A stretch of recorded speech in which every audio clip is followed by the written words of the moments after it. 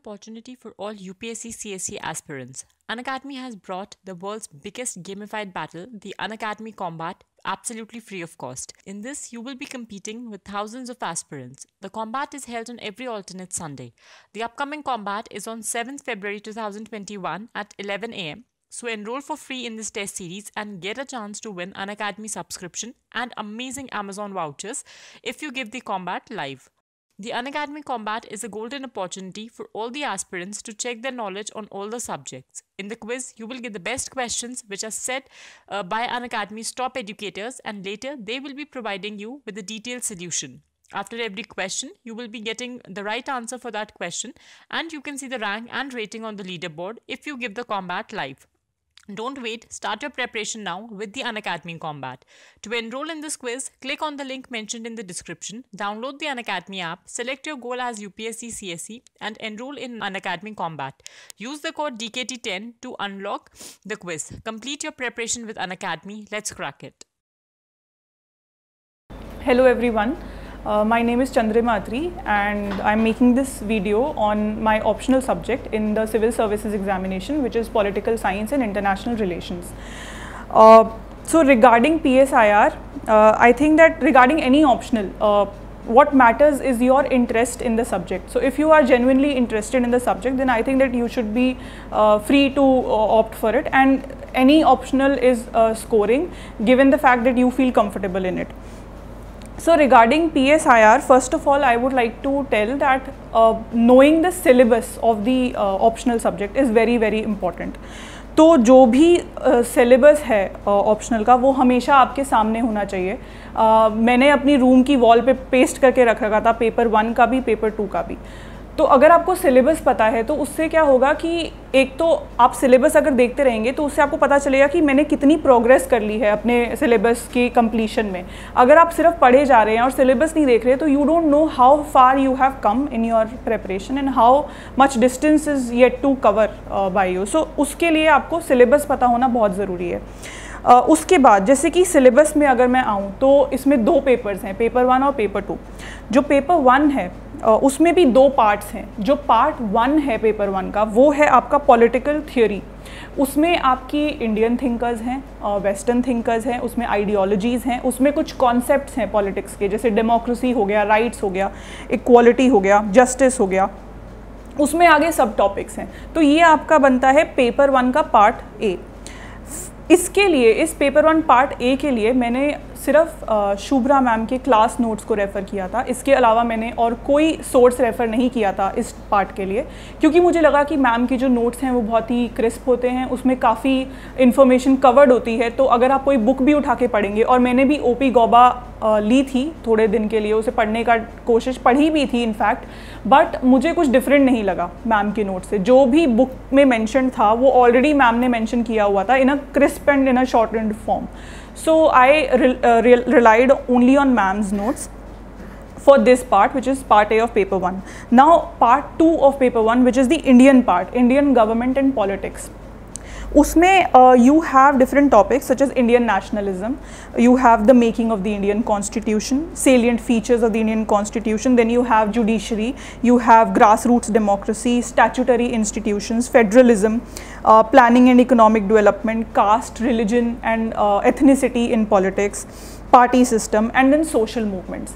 So for Indian part, again my basic source was ma'am's notes, nothing apart from that. But because this section is very dynamic, so you have to complement it with your newspapers. So I relied on Indian Express as my basic source for current events. In that you have to be updated about the recent developments. For instance, if the RTI Amendment Act has happened, so you need to know about this because it is mentioned in the syllabus. Now there is a topic called social movements in this part. So suppose a new movement has been started, such as farmer protests are happening, pro-democracy protests are happening. So you need to be updated about that. Yellow Vest movement in Paris. So these are very dynamic topics and you need to cover them holistically from any newspaper of your choice. So part 2 again, ma'am's notes and then your newspaper. Now for paper 2 of PSIR, which is the first part, part A of paper 2 is comparative politics and international politics. So in this part, again the theory part was only based on ma'am's notes, Shubhra ma'am's notes, the nature of political theory, comparative politics, then state in comparative politics, politics of representation and participation, what are the approaches to the international relations, realism, liberalism, key concepts in international relations, national interest, security, power, changing international political order. So all these topics are mentioned in the syllabus, and I have the syllabus in front of me. So United Nations was one, contemporary global concerns. So this was part A of paper 2. So all the topics that are mentioned in this part, I did all from Shubhra ma'am's notes, but yes, you have to be updated about the current developments, because these are also very dynamic topics. Again, ma'am used to provide certain handouts regarding these topics. So those handouts were read by me, and also the other thing is the test series, which I'll mention later. Now coming to the part B of paper 2, which is the India and the world, which is your international relations. So in this area also you need to have the certain information on the background of every relationship. For instance, India and Africa, India and Latin America, India and USA, India and Russia. So all these relationships you need to cover. You need to know the basic background and the historical developments that have taken place, and after that the current developments. So again, for this paper also, for this part also, newspaper was another source, Indian Express was another source. So articles by C. Raja Mohan or by Harsh V. Pant. So all these articles become important for this part. Now after covering the complete syllabus from any source, for me this source was Shubhra ma'am's notes, I made my own notes on second reading. For instance, these are my short notes which I made after the first reading of the notes. So what I did was I just jotted down the keywords, the key scholars and the key ideas. I did not extend entire note on the paper, just the key terms, so that when I revise I need not go to the original notes, just I need to just flip these pages and all the information will come back to my mind. So you can maintain short notes like these will help in the last minute revision, and these will also help in memorization. So if you are reading just from the notes, and if you're after reading you're going to write the test, then you will not get all the points in your mind while writing the test. But if you have made the short notes, then those ideas have been ingrained in your mind, and if you write the test, then those things will come to your mind naturally. So I advise making short notes after reading the original notes. Now, answer writing practice. For optional, especially for PSIR, answer writing forms the soul of the optional preparation. I wrote a lot of tests on the selected short topics, the selected topics, and also the full length tests. So answer writing is very important, because if you have read everything but you're not able to present your ideas in a convincing way, in a way that examiner understands what you're trying to say on the paper, then it does not matter how many books you have read, how many times you have revised, it does not matter if you're not able to present your ideas convincingly on a piece of paper. So for answer writing, I joined a test series. I joined the crash course of Shubhra ma'am before mains and after prelims. And I used to attend IR classes by Shubhra ma'am also, because in those classes ma'am used to update the IR part. So we need not refer to so many newspaper sources before mains exam, because already we have less time to cover everything. We have to read GS also, essay, we have to practice essay also. So ma'am made a lot of things easier for us, and she updated us with every IR development that was happening around the world. So that made our task easier. For answer writing, I made my own strategy, and that strategy I could develop because I had written so many test papers that after writing say 10-15 tests, I got to know that this type of writing is fetching me marks and this type of writing is not fetching me marks. So my strategy for answer writing was, then at paper 1 has your theory part and has your Indian government part. So in paper 1 I used to have a good introduction and a good conclusion. These two parts are must in every answer: good introduction, good conclusion.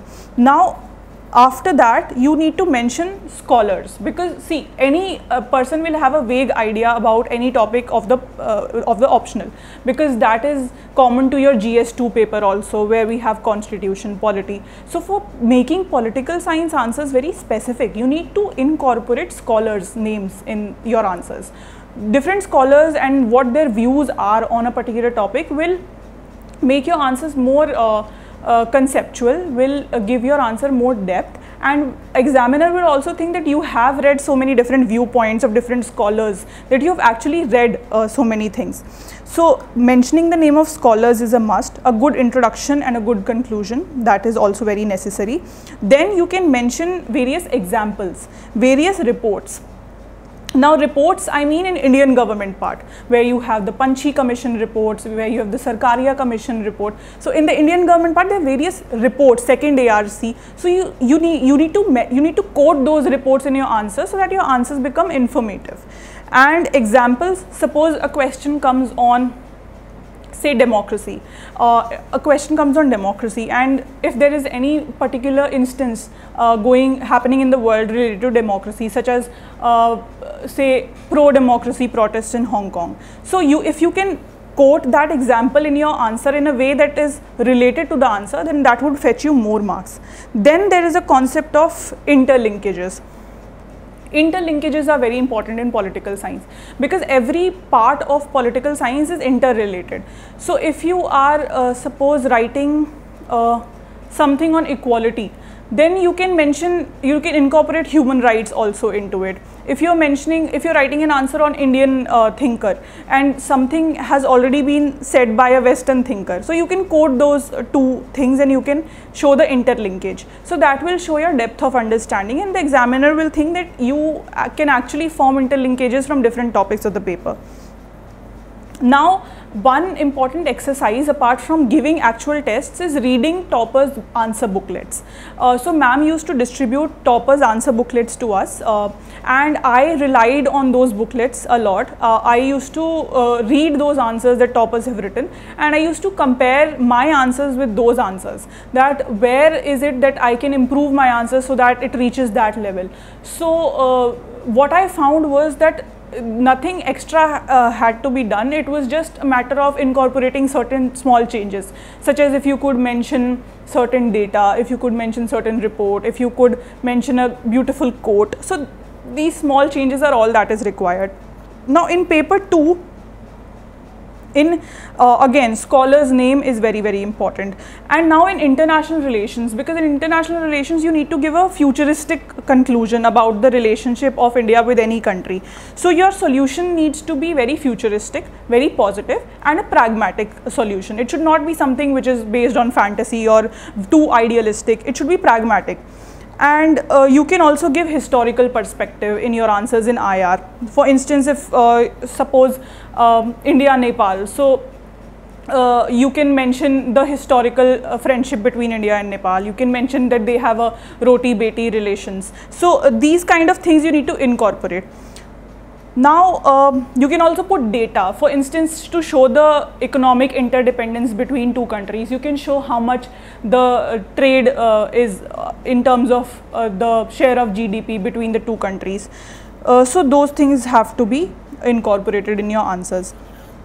Now in every answer I ensured that I write at least 2 scholars. Now more than 2 scholars will be too much, because you don't have to put too much information. You should develop the idea while answering in your own words in simple language. Do not put too much jargon, because that will give headache to the examiner. He or she cannot read every answer with which has a lot of details, a lot of jargon. Use simple language, but also mention scholars, but in a limited way. So I put my limit on 2 scholars, not more than 2 scholars for any answer. Now for IR part, if you have to write an answer on a relationship between 2 countries, so you need to think on different dimensions. Now what are the pillars of relationship? There can be economic, strategic, political, domestic, cultural. There can be other compulsions. So you need to address each dimension of this relationship. Now I used to begin with one good quote which could be my introduction, wherein I could introduce the name of a scholar, or I could just mention the quote. 2 scholars' viewpoints I've already told you. Then way forward suggestions, conclusions I've already told you. On data, you can mention trade data, you can mention investment data, remittances, you can incorporate diaspora angle, what is the world standing of the country. Then you could incorporate an IR, the new projects that have been launched, then the latest visits that have happened, new agreements that have been signed, new events that have occurred. Then you can go for the history of the relationship, then what is the Indian government's position on that, why is that position, you can explain that position. Then you can also be broad or you can be narrow. So you can write the answer on a broader context, what is the relationship in terms of the world situation, in terms of the geopolitics of the entire world, the global dynamics, or you could be narrow and refer to a particular region. For instance, what is the relationship in terms of this particular region of the world. Then people, you can write an answer on in terms of hard power, in terms of soft power. So in that you could incorporate tourism, what is the goodwill build, what is the diaspora angle, aspirations of the people, student exchanges happening between the countries. Then there are different dimensions in terms of values, culture of the 2 countries, national interest, proximity of the 2 countries, what are the disputes between the 2 countries, who is the common enemy, who is the mutual friend. Then what are the regional interests, what are the global interests. Then what is the mindset of each country, what are the intentions. Then the personality factors also come into play, the leadership factors. So this was just to tell you that how I divided the parts of my IR answers. I analyzed the IR relationship in terms of all the dimensions that I could think of. So your answer should reflect this much of analysis and this much of dimensions. So this was for dynamic portion, which is the international relations portion. Apart from this, I think what helped me to secure a good rank this time, apart from this analysis and this preparation and the reading that everyone does in the examination, is practice. So I began my answer writing practice way back before one year before my actual mains. So mains was in September 2019 and I started writing political science tests in October 2018 till March 2019. Golden opportunity for all UPSC CSE aspirants. Unacademy has brought the world's biggest gamified battle, the Unacademy Combat, absolutely free of cost. In this, you will be competing with thousands of aspirants. The combat is held on every alternate Sunday. The upcoming combat is on 7th February 2021 at 11 AM. So enroll for free in this test series and get a chance to win Unacademy subscription and amazing Amazon vouchers if you give the combat live. The Unacademy Combat is a golden opportunity for all the aspirants to check their knowledge on all the subjects. In the quiz, you will get the best questions which are set by Unacademy's top educators, and later they will be providing you with a detailed solution. After every question, you will be getting the right answer for that question, and you can see the rank and rating on the leaderboard if you give the combat live. Don't wait, start your preparation now with the Unacademy Combat. To enroll in this quiz, click on the link mentioned in the description, download the Unacademy app, select your goal as UPSC CSE and enroll in Unacademy Combat. Use the code DKT10 to unlock the quiz. Complete your preparation with Unacademy. Let's crack it. I was writing my tests. Then after March, I devoted all my time to prelims. Then after prelims, again I started writing the full length tests of political science. So writing practice is a must, but just writing tests is not enough. After writing those tests, you need to analyze where you are going wrong, what kind of answers are fetching marks, how your answers are comparing to the toppers' booklets, and how you can improve on them. And the only mantra is constant improvement. So constant evaluation, monitoring of your preparation, how much progress you have made, and then constant improvement. So that is all that is needed for the optional preparation. Thank you so much, and all the best to all the aspirants. Thank you.